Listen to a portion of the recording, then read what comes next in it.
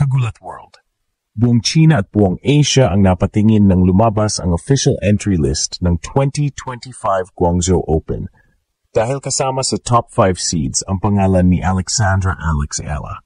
Isang malaking milestone ito para sa 20-year-old Filipina tennis star na ngayon ay itinuturing na main attraction ng torneo sa Nansha International Tennis Center. Matapos ang makasaysayang panalo niya laban sa world number 7 Jelena Ostapenko at solidong performance sa Osaka, muling pinatunayan ni Ella na hindi na siya simpleng rising star. Isa na siyang seryosong banta sa mga top players. Ang pagiging seed number 5 ay hindi lang titulo sa papel. Ito'y simbolo ng respeto sa global stage. Ang seeding ay nagbibigay ng mas magandang posisyon sa draw at mas malaking tsansa na umabot sa quarterfinals o semifinals nang hindi agad nakakatapat ang mga top 4 seeds.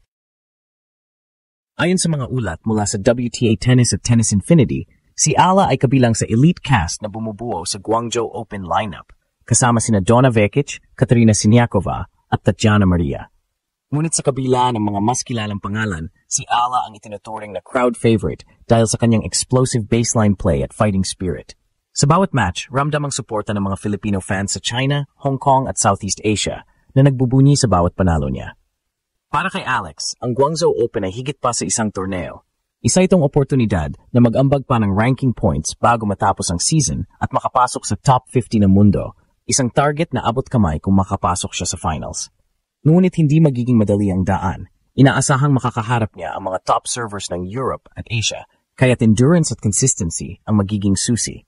Sa Pilipinas, agad nag-trend ang hashtag #Ella at Guangzhou kasabay ng mga mensahe ng suporta mula sa mga kababayan. Mula sa mga kabataan sa local na tennis clubs hanggang sa mga overseas Pinoy sa China, isa ang mensahe, Laban Alex.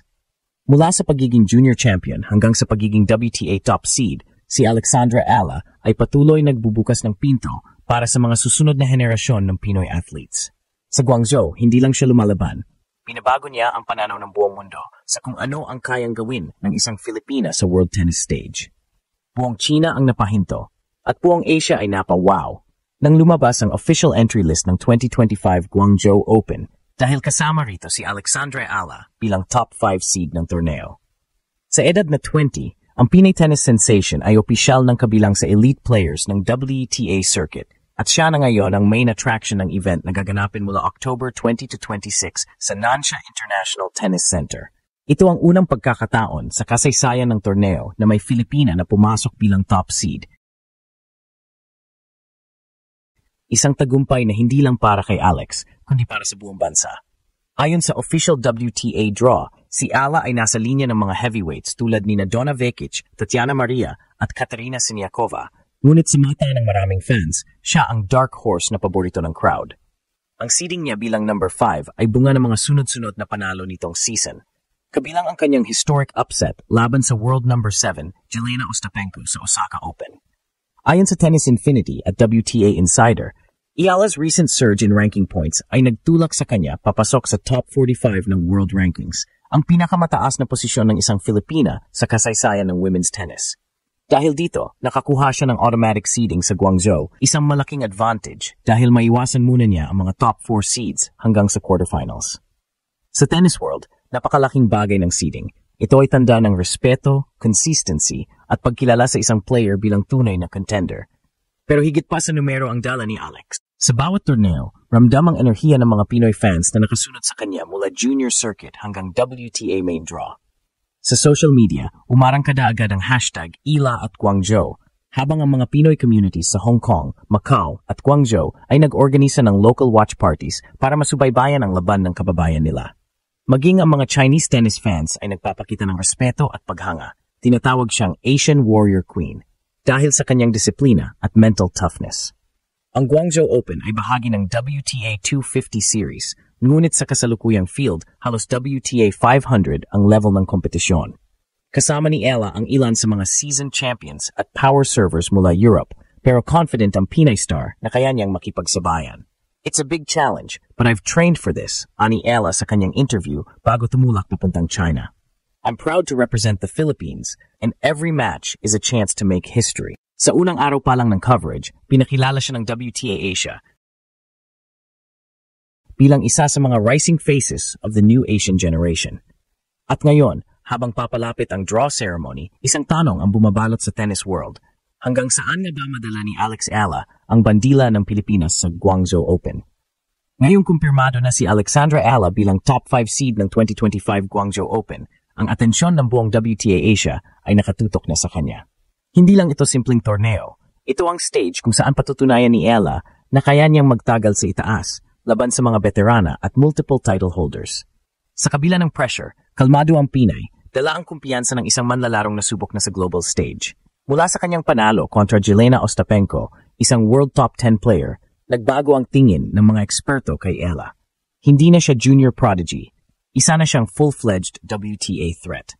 Ang victory na iyon ay naging turning point ng kanyang career, at ngayon, dala niya ang momentum papuntang Guangzhou. Ayon sa mga analysts ng Eurosport Asia, ang left-handed baseline aggression ni Ala ay isa sa mga pinakamahirap basahin sa tour, lalo na kapag nasa form siya. Sa huling tatlong torneo, nagtala siya ng 74% serve win rate at over 60% breakpoint conversion, mga numero na katumbas ng top-tier consistency. Ang seeding bilang number 5 ay hindi lamang karangalan, ito rin ay strategic advantage. Dahil dito, si Ala ay maiwasan muna ang mga top-seeded players hanggang quarterfinals na posibleng magbigay ng mas malinaw na daan papuntang semifinals. Ngunit hindi ibig sabihin nito ay madali ang laban. Ang draw ay puno ng mga kalaban na may championship pedigree tulad ni Katerina Siniakova, isang doubles Grand Slam champion, at Tatjana Maria, isang Wimbledon semifinalist. Pero ang pagkakaiba ni Alex, galing siya sa asphalt courts ng Manila, kung saan ang laro ay hindi puro power, kundi puso. Ayon sa ilang Pinoy coaches na matagal nang sumusubaybay sa kanya, ang mindset ni Ala ay warrior mode tuwing nasa Asia. Every time she plays in Asian soil, she feels the crowd's energy. Parang home court advantage kahit nasa abroad, ayon sa isang local na tennis official. Sa Guangzhou, inaasahang magtatagisan ang enerhiya ng mga fans, Filipino flags sa stands, Chinese cheers, at mga commentators na excited ipaliwanag kung paano isang Pinay ang umangat bilang isa sa top seeds ng torneo. Hindi lang ito laban para sa puntos, ito ay laban para sa pagkakakilanlan. Habang naghahanda siya para sa unang round, nag-viral sa social media ang training clip niya kung saan makikita siyang focused, mabilis at matatag, isang senyales na hindi siya pupunta sa China para lang maglaro, kundi para manalo. Sa caption ng kanyang post, simple lang ang sinabi ni Alex, focus, believe, represent. At mula sa libo-libong comments ng fans, isa ang tono, laban Pilipinas, laban Alex. Ang tanong ngayon, kaya ba ng 20 anyos na Pinay na magtuloy-tuloy hanggang sa finals at kulatin muli ang buong mundo sa lupa ng China?